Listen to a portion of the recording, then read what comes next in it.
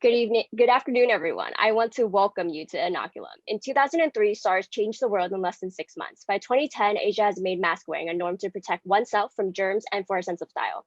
At this very moment, more than 72% of Americans wear a mask in public and 30% report saying it's uncomfortable. Hi, I'm Chanel, and I'm the founder and CEO of Inoculum.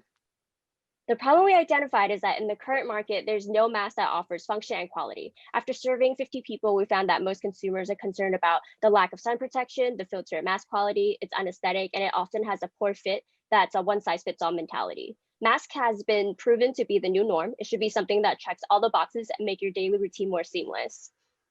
Our mask provides consumers something fashionable and of a high degree of quality that's not quite yet in the market. Plus, it'll be fully customizable.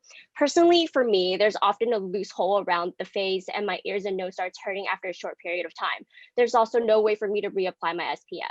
According to CDC, they recommend that we do not remove our face coverings or touch our face in public. So we decided to stock it with a layer of UPF 50+, which will block out 98% of UV rays. And as an added bonus, this SPF doesn't need to be reapplied. We added comfortable and adjustable ear straps to ensure the proper amount of tension to be applied on the back of the ears. An optional ear saver will also be given to help decrease the pressure if you're wearing it for long hours of the day. Under a great deal of research, we were able to find a replacement for traditional metal nose pieces. Our silicone memory foam will ensure a perfect fit with any size of nose bridge and can create an airtight seal.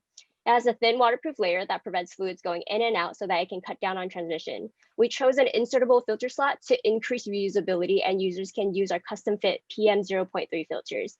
We plan to also offer 5 different sizes to create for a variety of face shapes. Although we are currently still planning production, once we have a demo product, we plan to survey and test potential customers to ensure it resolves the issues that they experience with their current mask. Our UV mask offers many benefits that stand above the competition to ensure that consumers no longer have to compromise. Up next, I have Adrian introducing the business model and top down. I'm Adrian, and I'm the COO. We're a direct sales business. That means our profits and revenue come from products sold. We plan to outsource overseas to increase the factory production.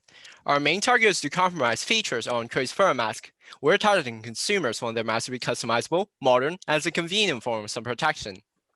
Our target audience are those who purchase online. We want to model our product as an essential good for one that only costs 30 cents per day use. Our product can be found in various online purchasing websites such as Inoculum.com, Amazon, and Walmart. We plan to offer annual subscriptions.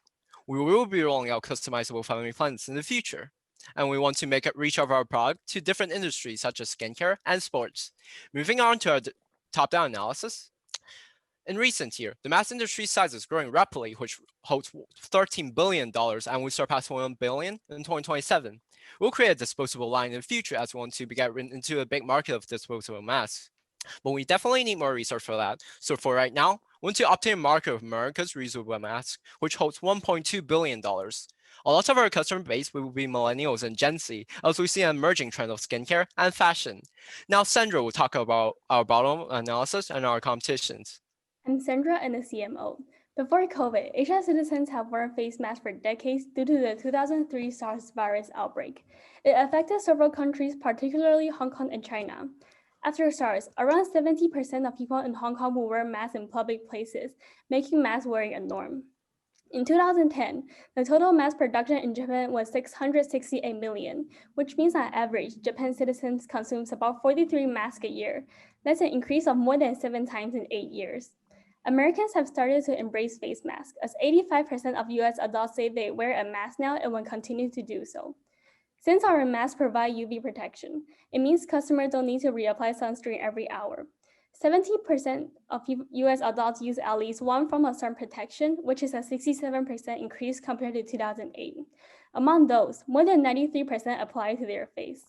With the increasing numbers of people that care about exposure to UV, our mask provides protection benefits that customers don't need to worry about reapplication. Our masks are also helpful against air pollution, heavy traffic pollution in crowded cities, and allergies caused by the pollen season. Asia was the first to adapt, and many more countries will follow. With the acceptance of face masks globally, we believe that masks will become the new norm. Moving on to competition. Compared to our competitors, Inoculum holds more beneficial features in UV protection, filtration, sizes, and a new, more than updated look all in one mask. There will no longer be a need to compromise. Now I'll pass on to Anson for further details in growth strategy and financial. Good afternoon, everyone. My name is Anson Cito, and I'm the CFO for Inoculum. For our team's growth strategy, we asked ourselves, how can Inoculum tackle the problem regarding increasing awareness for our brand while also prioritizing product development and consumer orientation? Our team decided that because we are starting out as an online store, the best way for marketing our product would be tapping into influencer communities and using the power of social media, such as YouTube, Instagram, Facebook, and TikTok. We believe that if we can partner up with influencers that are passionate and have similar content related to our mission and product, it would be an effective way of reaching out to possible consumers. Using social media can also help with our product development as we can send out constant surveys and receive website reviews and product feedback. By doing so, Inoculum can prioritize the focus on innovative designs and offer customizable features behind the mask, not only limit to how it looks, but also the multiple benefit that it brings. We understand that different consumers might prioritize different aspects of the mask, such as the UV over the waterproof layer or the nose strap over the air savers. So in the future, we want to offer a whole mask customizable feature. In order to retain customer loyalty, we plan to offer subscription packages that not only cover your annual cost per mask, but takes away the burden of having to remember to buy a mask, since it automatically ships to you quarterly. By offering subscription packages, discount codes to long-term users, and referral codes, we hope to build customer loyalty and develop a brand where the consumers are heard. We hope to give long-term consumers the ability to access our newest prototypes and share quality feedback. In the future, we plan to partner up with bigger retail stores and offer in-store purchases to increase geographical access and ease of purchase for consumers. Just digging a little deeper into some demographic data, we found it most effective to target consumers around the Gen Z and millennial age range when it comes to social media. With the increasing population of the youth and emerging concerns for skincare and fashion, we found that using a combination of TikTok/Instagram would most likely appeal to our target audience, as 60% of TikTok users are between 16 and 24, and 57% of Instagram users are between 25 and 29. On the right side of the slide, shows some potential examples of influencers that have followings that fit into our niche or product. Regarding our financials, a majority of our revenue comes from the online sales of our mask and the occasional filters. Our subscription feature brings a more stable growth of revenue as our company grows yearly. But because the majority of our revenue comes from products sold, a lot of our costs will also be going into maintaining inventory levels. Some factors of the cost would include our domain, website, and marketing. As for marketing, we aim to take 7 to 9% of our revenue to ensure that our marketing increases yearly. We hope to sell our masks for relatively $32, which is estimated to cover around a 3-month period and also calculated to estimate around 30-cent cost per day use. We want to be able to find the right supplier at the right cost in the future. Before we move on, I just want to give a quick breakdown of how we designed our financial chart. As you guys can see on the top half, that's the revenue, under that's the cost, and under all that is the profit. If you guys look on the left side of the year, that is our projected units sold yearly. And if you guys look closely between year 2 and 3, we actually dip in filter sales due to the acknowledgement that, post-COVID consumers are going to care a little bit less about the protection aspect of the mask. And year 2 is when we want to focus more on innovative designs that offer multiple benefits. Along with me and my team, we believe we can satisfy consumer preference and fulfill market needs. In summary, here's why Inoculum should be your top choice. Our company prioritizes consumer preference. We're innovative. We have massive future potentials and plans of globalization. Asia has shown us that even post-pandemic, consumers are still wearing a mask to protect each other of transmission of sicknesses, allergies, and it's become a fashion statement. We are confident our company will succeed because we have an innovative product and prioritize consumer orientation.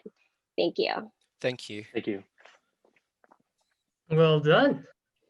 One of the judges accidentally moved down. Alex, are you currently there? Sorry, there's a small little hiccup there. However, there you go. Judges, you guys may ask your questions and the timer will start once the panelists or once the attendees, participants start speaking.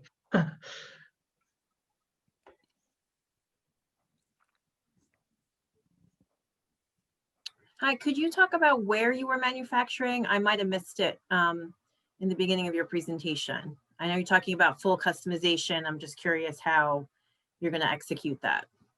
So as of right now, we're mainly focused on, making sure that the product works, coming up with the ideas and marketing strategies. So we're not in the process of finding a manufacturer, but I mentioned that that is, a future plan that we, try and implement.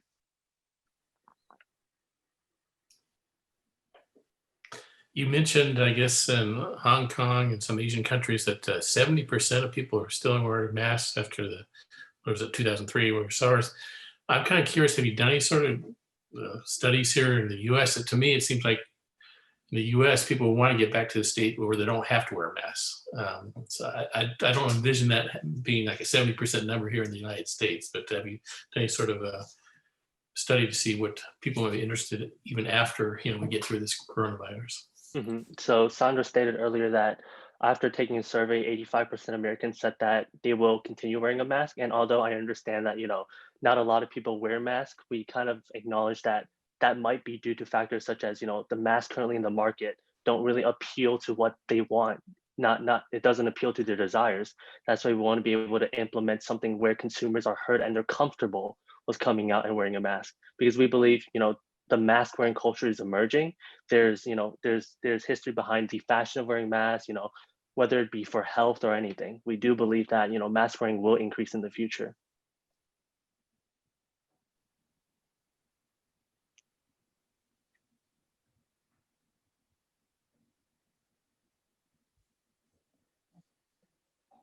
Is there any more questions? Yeah, just a question about the marketing. Is that by doing a subscription model? Well, first, doing a subscription model, I think is really cool, because a reference is the Dollar Shave Club. That big people get razors regularly, and honestly, when you get masks, I just got together with my son who's like 24, and he's like, oh yeah, I haven't done my laundry, so I've worn the same mask for about 3 weeks. And I'm like, oh no. That's it. So I love your idea. Okay. But in terms of marketing, is your mask looks kind of, the mask that you're showing looks kind of the same. And so what are you going to do to really differentiate so that you become the must-have mask for Gen Z? So, oh, sorry, did I cut you off? No, but you know what I mean? I mean, you can, Yeah, I you can understand. promote it, you can do social media, but what is going to make it that, oh, everyone's going to look for Inoculum? Do I have an Inoculum mask? So, as Chanel mentioned earlier, that is one of the examples. That is the midnight black mask. And of course, in our current society nowadays, being selective is not a luxury anymore. It's a necessity, right? Consumers want to have that one product that makes them stand out over everyone. They want to have that one product that, is different from everyone. So of course, going back to the manufacturer, we want to make sure that our mask is of course customizable to not only your face size, but, designs. So going into manufacturing, we do want to make sure we reach out to a supplier that does, prioritize that over everything else, while also maintaining quality. And I do understand, like when you say, Gen Z, Gen Y, a lot of people want customizable features, but we do mention that throughout our presentation. Okay, thank you. No problem. Still have plenty of time for questions.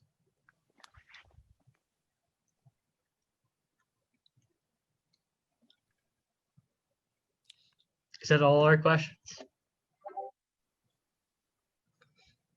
Interesting. All right. Well, it seems like you guys have been really detailed enough that our judges don't really have to ask you guys any questions. Thank you for the question. Thank you for